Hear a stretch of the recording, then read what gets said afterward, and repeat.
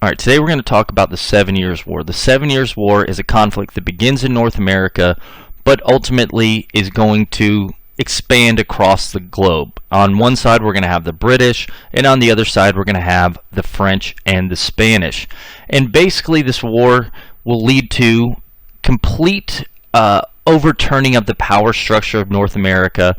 And this overturning of this power structure is going to lead to dramatic changes on the Spanish frontier and accordingly lead to the Spanish making different policies towards Texas. So in order to talk about the 7 Years' War, we need to talk about the state of North America right around 1750 or so when the war kicks off. So we've been talking about what's going on down here in Texas a little bit. We've been talking about the Spanish in general. Spanish, settled in New Mexico for a long time and settled in Texas for a couple dozen years at this point. And you have a lot of Spaniards, obviously, down here in the southern part of New Spain, especially where the silver starts to pick up, and down to Mexico City.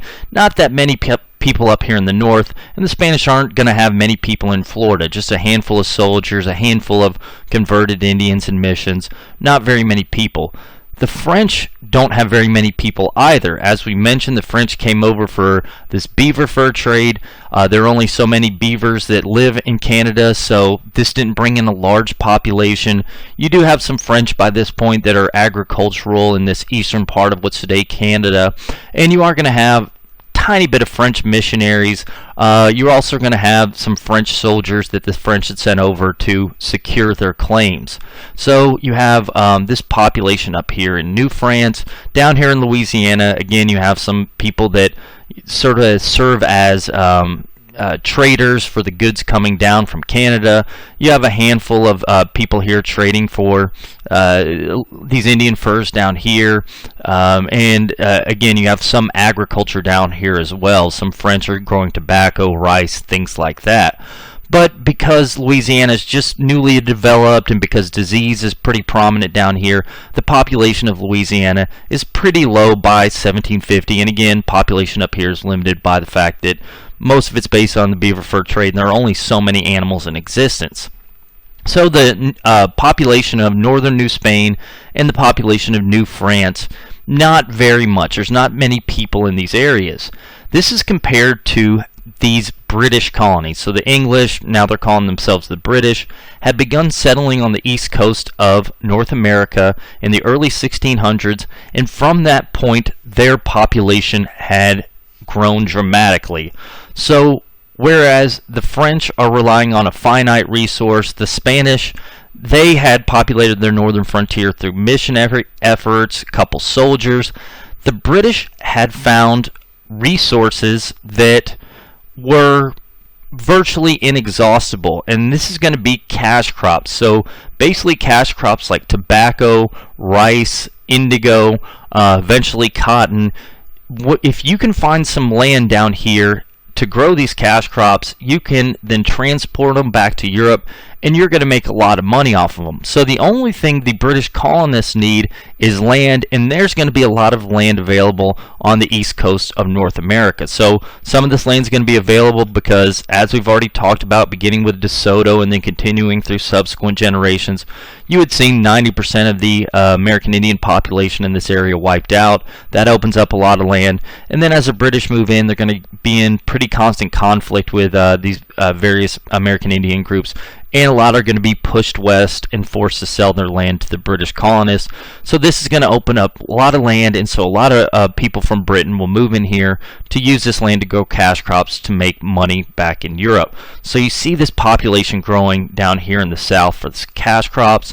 You also have a lot of English moving up here initially to escape religious persecution back in England. We have these Puritan groups moving here.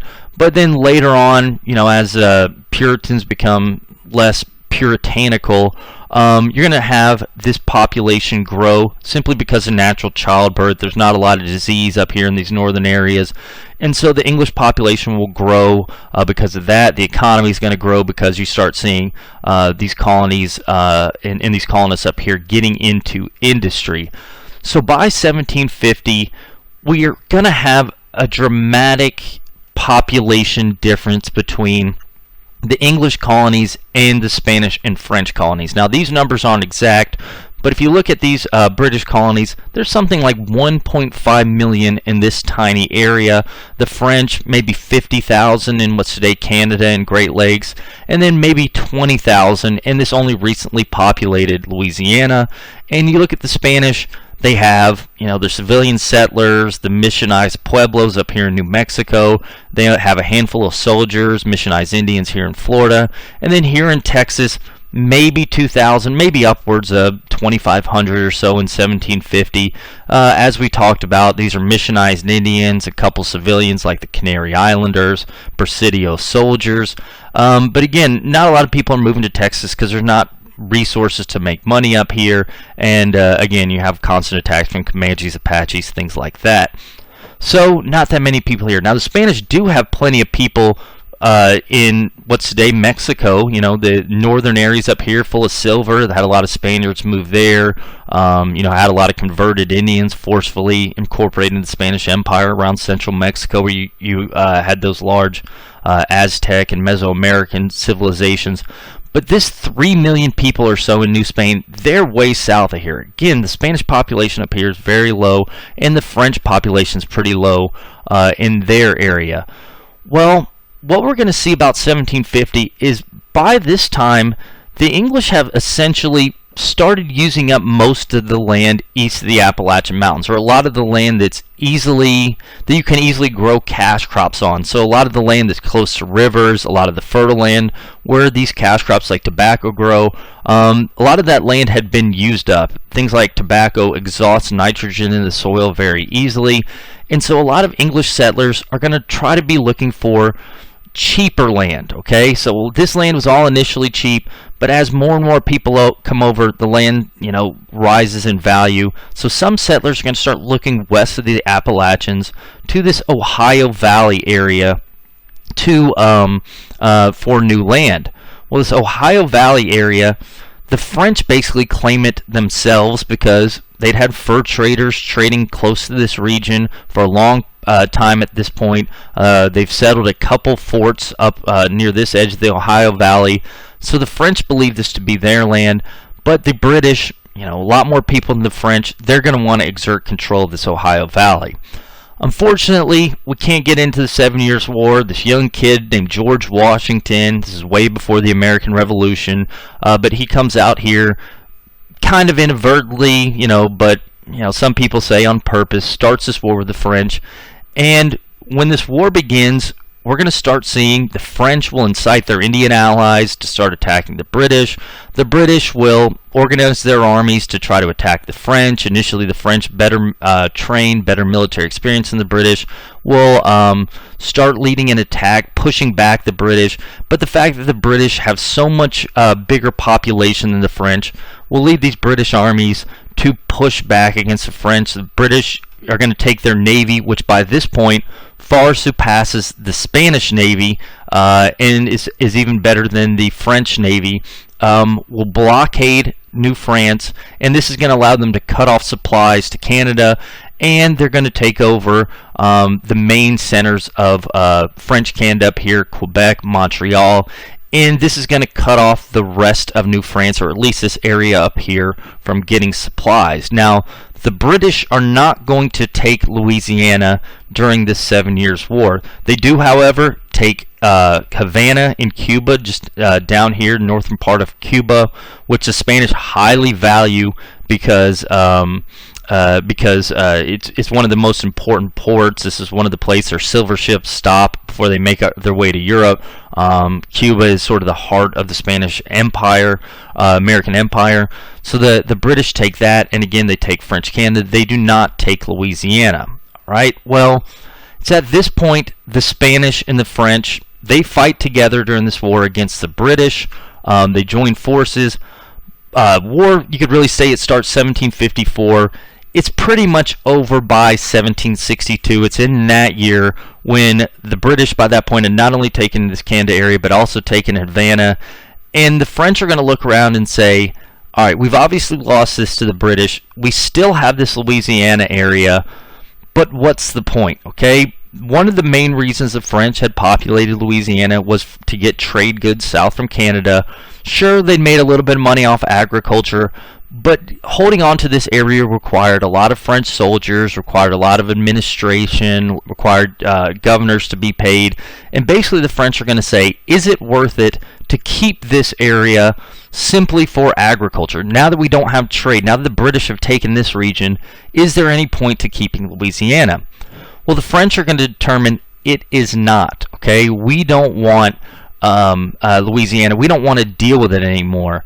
So there's going to be some talk, we don't really want to give it to the British either, because by this point the French and the British have actually started to exceed Spain in power. Both of them are sort of vying for dominance of the world. Both of them, don't have the empire Spain does. They're not, land-wise, they're not as powerful of colonizers, but they are making more money than Spain. Their militaries have surpassed Spain. And again, Spain has these financial problems. So France and Spain, again, their families are related.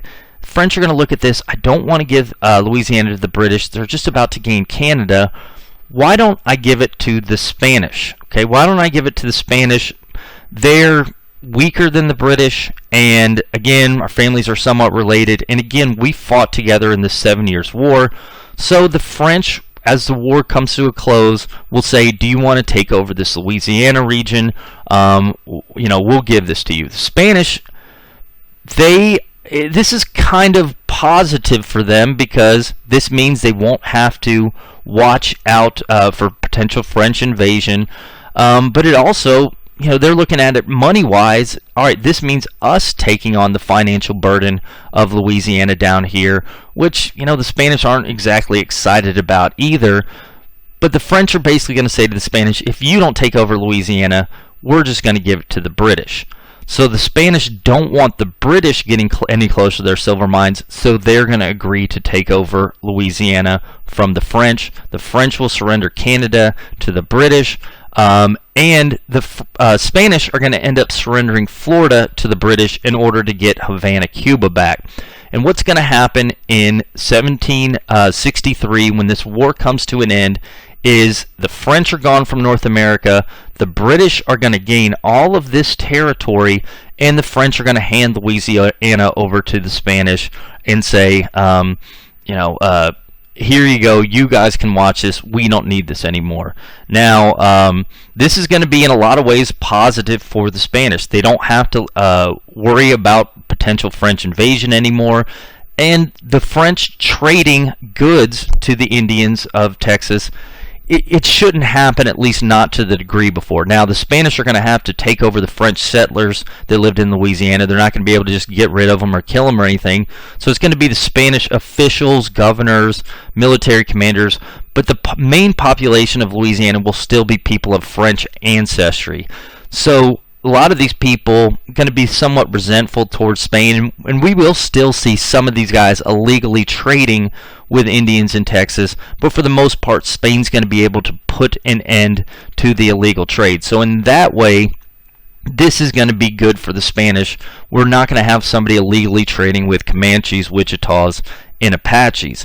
So that's good, but in a way, the end result of the 7 Years' War is going to be problematic, because all of this dense population, by winning Canada from the French, essentially this means that this area is now completely open to these 1.5 million British settlers. And so what this means for Spain is that some of these guys are going to quickly start spilling over the Appalachian Mountains, and they will start crowding their way up against Louisiana. And the Spanish worry that unless we get people in Louisiana, to serve as a buffer, maybe the British are going to take over us next, just like they took over French Canada. So in some ways it's good, in other ways it's not going to be good, okay? So Spain's in a tough situation. What do we do? But it also brings up the question, what do we do about Texas? Texas had been primarily there to serve as a buffer to the French. Now the French are gone, and now you have the British over here, but your buffer is Louisiana. what do we do about Texas? This place is a money drain. We've been paying Presidio soldiers there. We've been paying missionaries. We no longer have to do this. How do we deal with this area?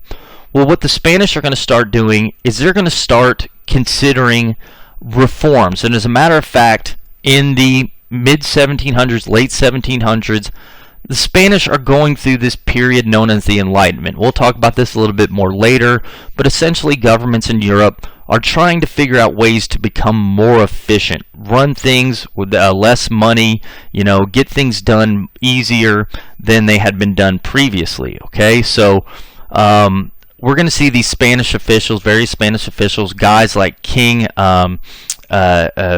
Charles III, are going to look at their American empire and say, how do we cut costs? And one of the places they're going to look to cut cost is Texas, because it's no longer relevant. It's no longer needed, because we don't have this French here anymore, and we have Louisiana as a buffer to the British. So what can we do to cut costs here? Okay. Well, there's going to be some talk in the 1760s of opening ports in Texas, allowing them to trade with other places other than Veracruz. Ultimately, it's going to be decided that can't happen, but instead what Texans can do, Spanish Texans can do, is they can ship their goods over here to now Spanish Louisiana, and they can ship their goods out of New Orleans, so they don't have to go all the way to Veracruz. So that's positive for Texas. Another thing a lot of these Enlightenment thinkers, guys like Charles III, are going to start thinking about is diminishing the role of the church. They want to de-emphasize the mission approach. A lot of them think that missions have served their purpose, and they haven't been as effective as they probably should be, and as they probably have been in the past. So we'll see that the Spanish will start reconsidering the role of missions. So that's another thing we're going to start seeing with this Enlightenment. Kind of interestingly, and we'll talk about this a little bit later, we're going to see the Spanish try to learn more about their various provinces. You'll see King Charles, wanting to learn about maybe there's new ways to make money off of Spanish Texas. Maybe we won't, now that it's not a buffer, maybe we can find a way to make some cash off of it. Okay, so that's another question that's going to come up in this Enlightenment. But the main thing is, what do we do about this province that previously has always been a cash drain to Spain? Well, the Spanish crown is going to decide to send this guy, Marquise De Ruby. His name, this is actually his title, his full name's a long name. Just think about him as a Ruby, Inspector Ruby. It would be okay. What they're going to say to him in 1766 is, now that the frontier has changed, we want you to go north, and we want you to tell us how to make money off of it, how to what to do with Texas, what to do with New Mexico, how to run things better, how to cut costs on our northern frontier. Ruby had been a military officer for generations, but since then he'd become a government bureaucrat, and he knew how to cut costs. He had some experience in the northern frontier, and he's going to be going up there again to find ways to make things more efficient for Spain. Alright, so another thing, by the way, the Spanish want to do is reduce corruption. As we've talked about, Spanish bureaucracy, by this point, you had a lot of inefficient individuals, people appointed to their jobs not because they were qualified, but because they were, their dad or somebody knew somebody in power. And Ruby's going to go there to try and cut costs, maybe get rid of people that are potentially costing the Spanish government.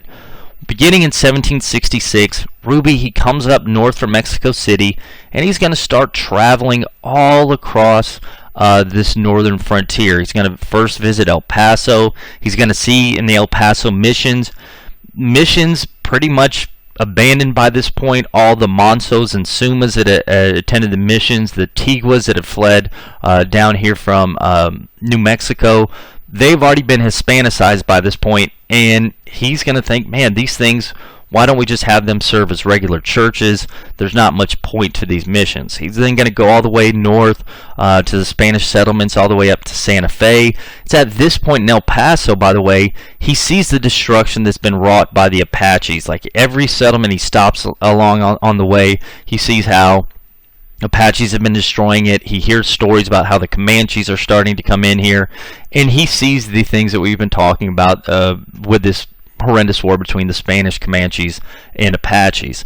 So Ruby goes north. He's going to come back here to areas that we're not that concerned about. He's going to come back, go through San Juan Bautista, inspect the Presidio there. He actually goes up to the San Saba Presidio. Again, there's no mission to protect there anymore.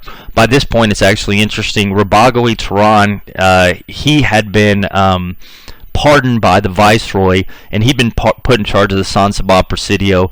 He'd run the thing really poorly.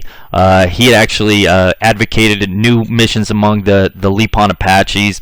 The Apaches had never gone to those missions, and not only that, Comanches had continued to raid around the Presidio, stealing horses, eating the soldiers' crops. And shortly before Ruby arrived there, the people of San Saba the soldiers of San Saba were actually suffering from scurvy. They had no carbohydrates. So that is going to be what greets him in San Saba. He actually says it's the worst Presidio he sees on the entire frontier. So that's what he thinks of Rabago y Turan's job as Presidio commander. Well, Ruby will then go to San Antonio. In San Antonio, he's going to see these various missions that have been established by the Spanish, and he's going to determine these missions have no point. Basically, by this point, all the Coltecans have been converted, been Hispanicized. There's no point for these missions to be around. They're not missionizing anybody because essentially all the Indians in the area had become Spaniards. So he's going to advocate for secularizing these San Antonio missions. Just get rid of them, make them regular churches, no longer pay the priests, just have a local priest perform church services. So end these things. So Ruby will advocate that. Then he's going to go up to Llosa Days. Once he reaches Llosa Days, he's going to see nobody's attending the missions up here. People haven't been for a long time. And he's going to see Llosa Days as essentially pointless. He also sees, by the way, San Saba as pointless. So after returning, Ruby is going to recommend that the Spanish abandon Texas, essentially. He's going to say we don't have a need for San Saba mission anymore because or San Saba Presidio, because the mission's gone. He's going to say we don't have a need for Llosa Days anymore. No Indians attending the mission there, and the Presidio's redundant. Basically, we're going to be setting up Presidios, and we're already going to have forts over here in Louisiana to prevent it get British expansion. So this isn't protecting anything. Same thing with La Bahia. He's basically going to say the missions, nobody ever went to them. And then you add on to that the Presidio. It's not really protecting against anybody down here. He will consider abandoning La Bahia altogether. And he actually even advocates possibly abandoning San Antonio altogether. If not abandoning San Antonio, he will say we need to secularize the missions there. So maybe the civilian population could stay there. Maybe we'll keep the Presidio there, but no longer need to pay missionaries. Just turn the churches into regular churches. They can hire local priests. All Indians in this area have been converted anyway, so the missionaries aren't really doing anything. So he's going to advocate essentially abandoning most of Texas. He's going to say maybe if we keep San Antonio, that's fine, but what we need to do is we need a smarter approach to dealing with the Apaches and the Comanches. What Ruby is going to recommend is he's basically going to say that we should ally ourselves with the Comanches instead of trying to form missions among the Apaches. What we should do is we should become allies with the Comanches and the Wichitas. And the Comanches and the Wichitas, they're more reliable than the Apaches. Again, the Comanches generally, they operate as a single cohesive body, whereas if you try to make an alliance with one group of Apaches, the other group of Apaches won't listen to them. And so what he says is we should ally with the Comanches and Wichitas and consider waging a war on the Apaches, maybe even waging a war of extermination on the Apaches. Now, Ruby's not going to recommend genocide, but his wording is right on the edge of that. The problem with the Apaches is so it's so dangerous that, you know, maybe we need to fight them along with the Comanches, basically the Spanish. We should push back against the Apaches. The Comanches, if we ally with them, they're already enemies with the Apaches, and we sort of crush them in between and force them to accept peace. Okay, so that's one thing he's going to advocate, is allying with the Comanches. Another thing Ruby will advocate after his tour is a line of presidios, and we just put some of the presidios up here, but basically what he's going to advocate is a line of presidios all the way from Santa Fe all the way up down the Rio Grande, and then all the way to the Gulf Coast. And what he wants to do is form a line to where to protect the more valuable interior of New Spain. So we have all the silver, all the good stuff up here. Let's protect it, and basically what we're going to do is set up a presidio at each of these locations, and we'll have patrols going constantly between the different presidios.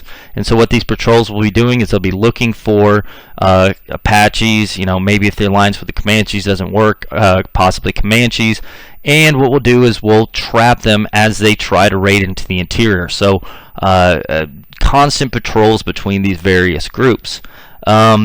Again, because we're going to be protecting the good stuff, he will recommend abandoning La Bahia, abandoning Llosa Days, essentially abandoning Texas altogether, at least east of the Rio Grande, abandoning it.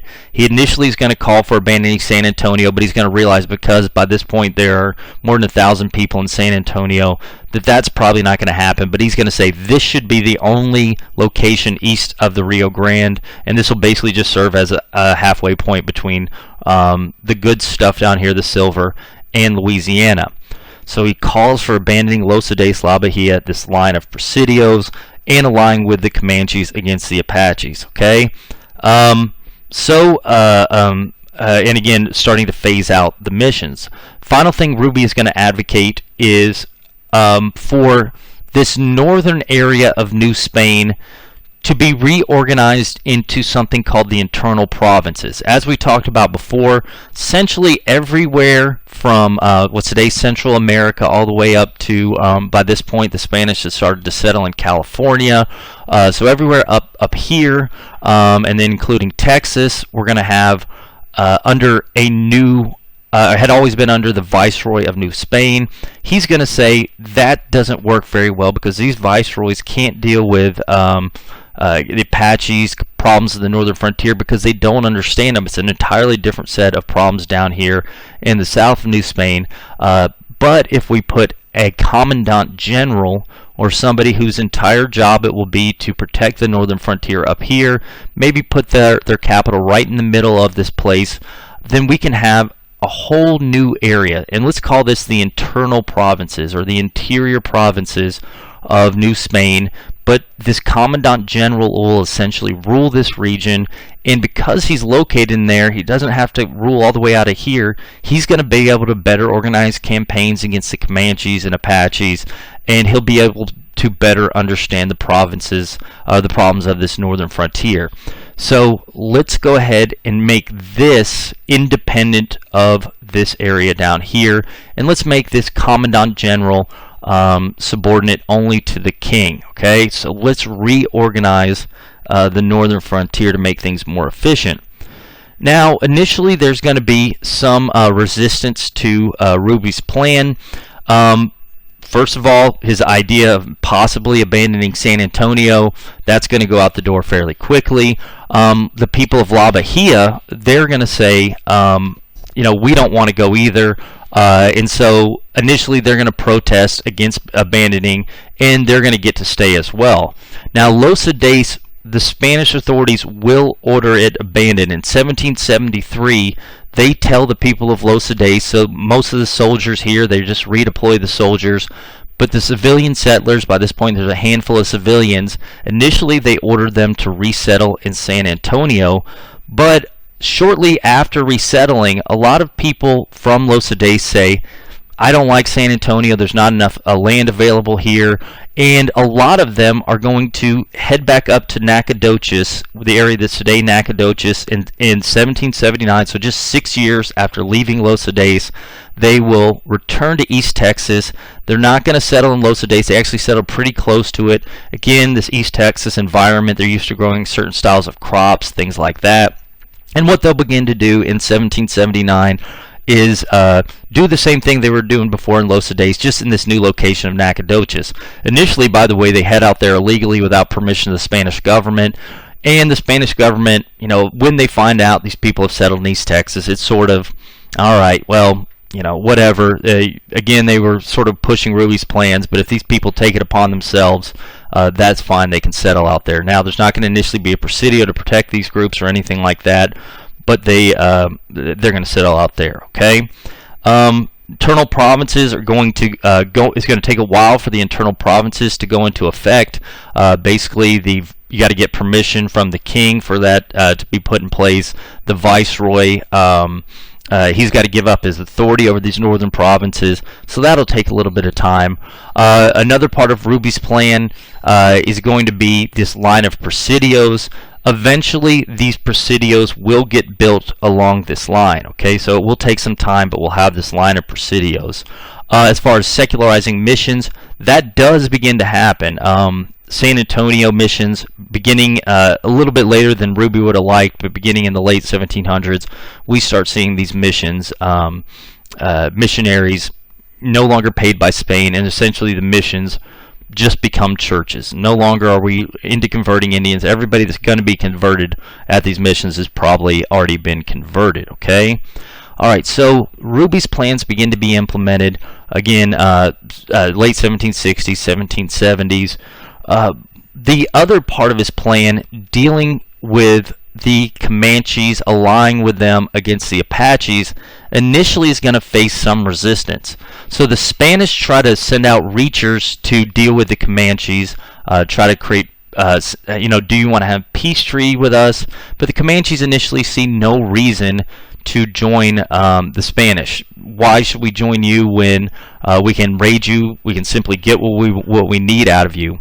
Well, the Spanish are going to decide, in order to get the Comanches on board, we're going to have to offer them something, and we're going to have to show them that we're powerful, that we do have the ability to punish them. So they're going to want to ally with us because we're going to demonstrate our power, and we're also going to make overtures of friendship. So the way the Spanish are going to put this, we're going to show the mailed fist, or think about a fist, iron fist, mailed fist meaning one covered in chainmail, but we're also going to show them a velvet glove.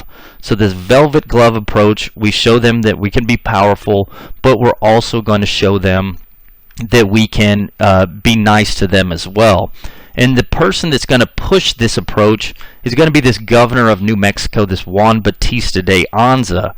Anza had taken over the province of New Mexico, and he heard about Ruby's plan to ally with the Comanches.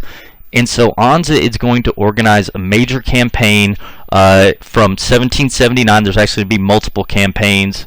And Anza will get a number of soldiers in New Mexico.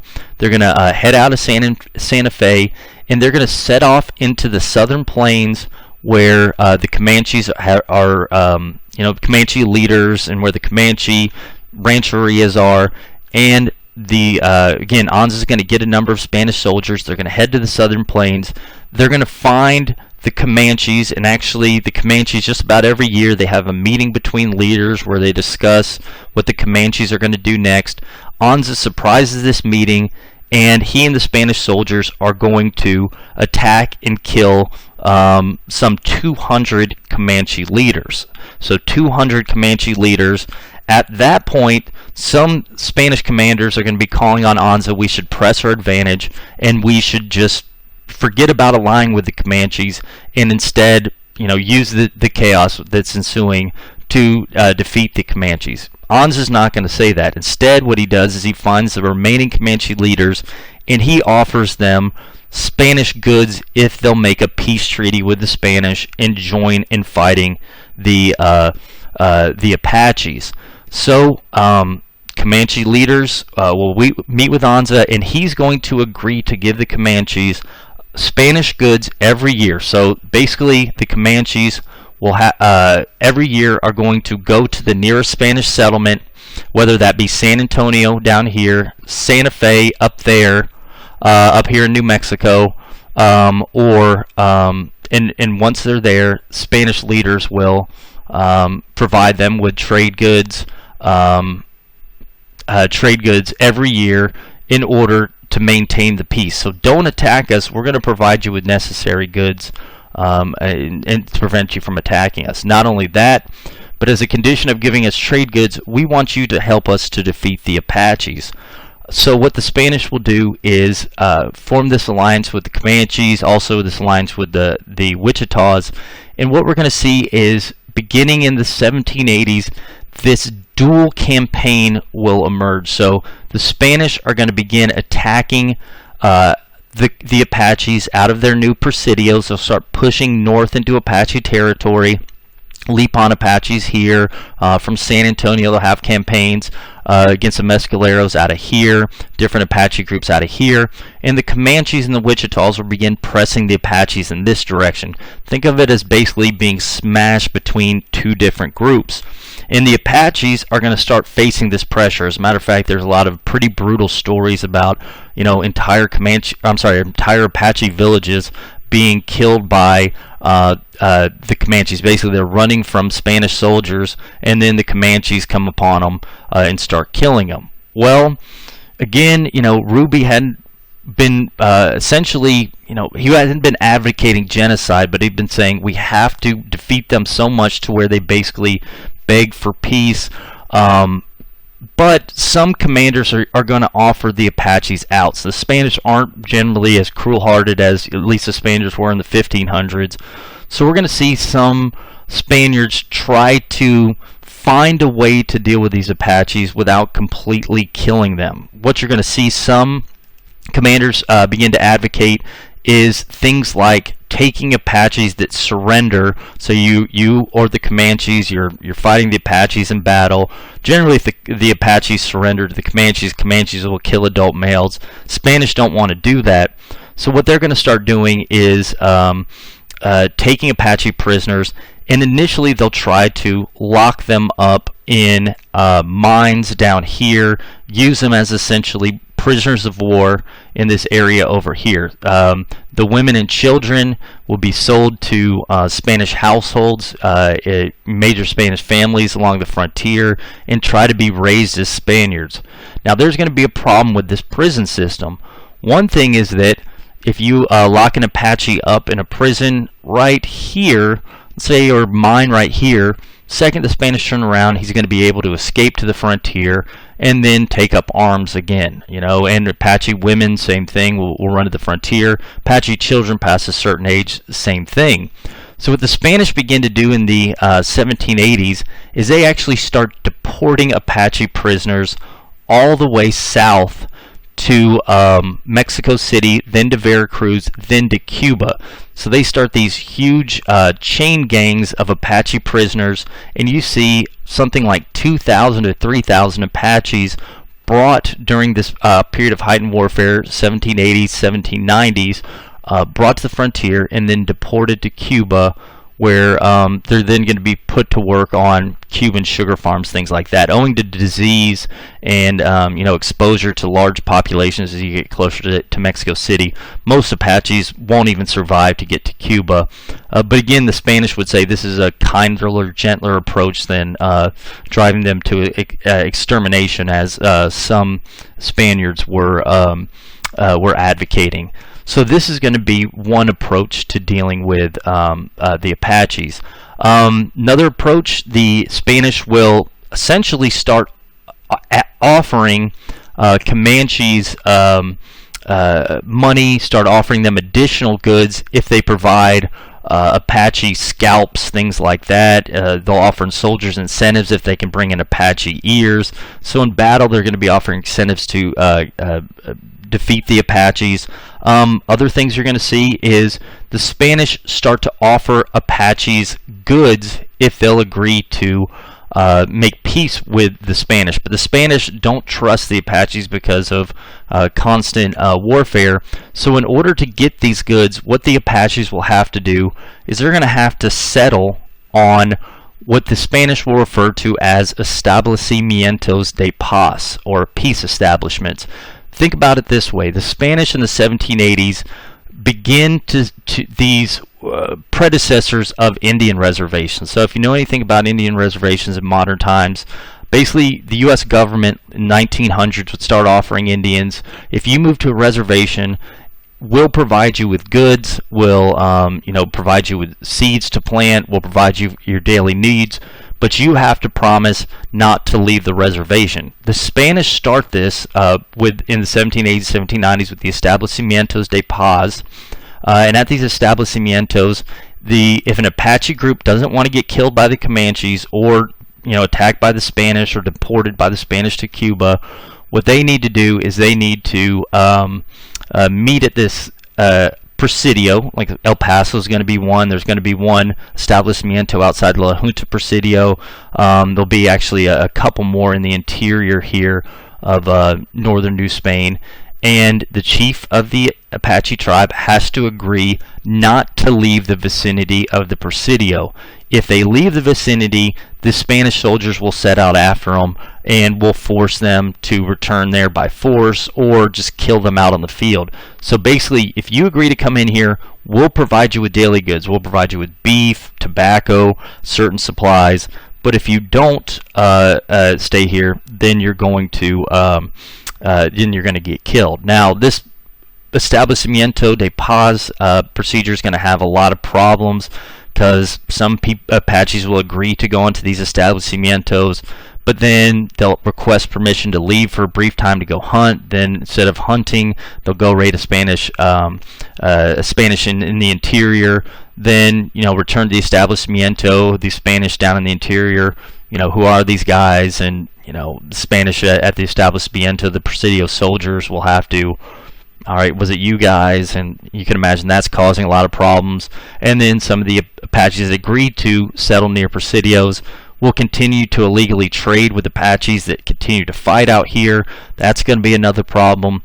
So the establecimientos aren't perfect. And again, there's going to be a lot of Spaniards complaining, why are we giving free stuff to people that were causing us so many problems? Apaches, they'll initially complain because, hey, I thought we were fighting the Apaches, but they almost, I don't know if they view it as comical, but they basically view it as, hey, we're getting the goods from the Spanish every year, and we can go wherever we want. The Apaches, in order to get the goods, they have to stay by the Presidio, okay? So the thing is, all of these things together, there's going to be a lot of problems, and none of Ruby's solutions will work. The line of Presidios, Apaches will be able to get through this. The Comanches, the alliance with them won't be perfect. Occasionally you'll have Comanches who will break the peace, but for the most part they're going to keep the peace.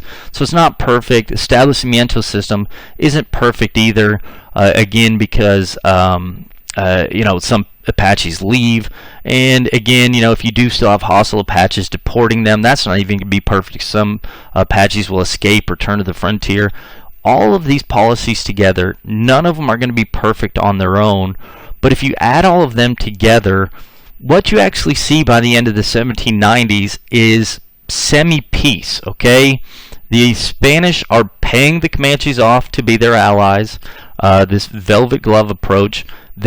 With the Comanche alliance, they defeat the Apaches, subdue them, essentially force them to accept life on these reservations outside of these Presidios, and by doing this, they basically buy off peace with Apaches as well. So by 1800, you have this peace in Texas. Again, Texas has changed. Llosa Days is gone. After Llosa Days left, by the way, San Antonio became the capital of Texas. And essentially, Texas is a little bit different, but it is at peace. Well, what we're about to talk about is something that's going to come up that will break this peace, and we'll get to that next.